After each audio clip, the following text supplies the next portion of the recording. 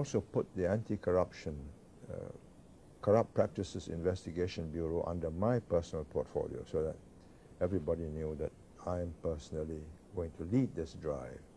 So I gave the director the authority to investigate everybody and everything, all ministers, including myself. The CPIB had conducted as thorough an investigation as it could with the information and powers that it possessed. It turned all the stones it could and assessed the evidence together with the AGC. They concluded that they could not sustain any charges in court. The conduct had taken place overseas. Key witnesses are not available. Key documents are also not available. We got some information from Brazil, but it was not adequate to mount any criminal charge. There were no admissions which could be relied upon to cross the evidentiary requirements.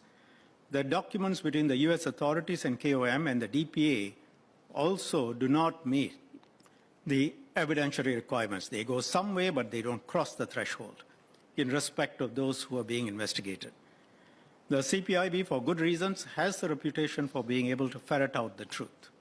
But even the CPIB can't get something out or proceed with charges when there are no documents or other evidence which cross the evidential threshold and which can be used to break down the interviewee's defenses. In these circumstances, the general policy of not disclosing the names of individuals who have been under investigation applies. Reputation is temporary, but character is permanent. I agree. We cannot have corruption in Singapore. We cannot have wrongdoing in the government or in high places in Singapore. That's why we have the CPIB reporting to me as PM, and if I don't give approval to the CPIB to investigate somebody, the CPIB can go to the President and ask the President for approval. President says yes, CPIB can proceed against the PM.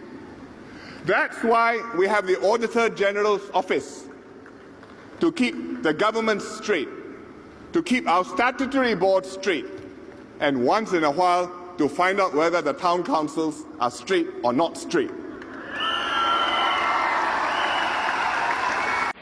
Then instead of spending my time thinking of what is the right policy for Singapore, I'm going to spend all my time, I have to spend all my time thinking, what is the right way to fix them? What's the right way to buy my own supporters over? How can I solve this week's problem?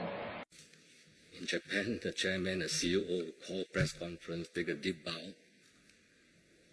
And in the good old days, they may even commit harakiri.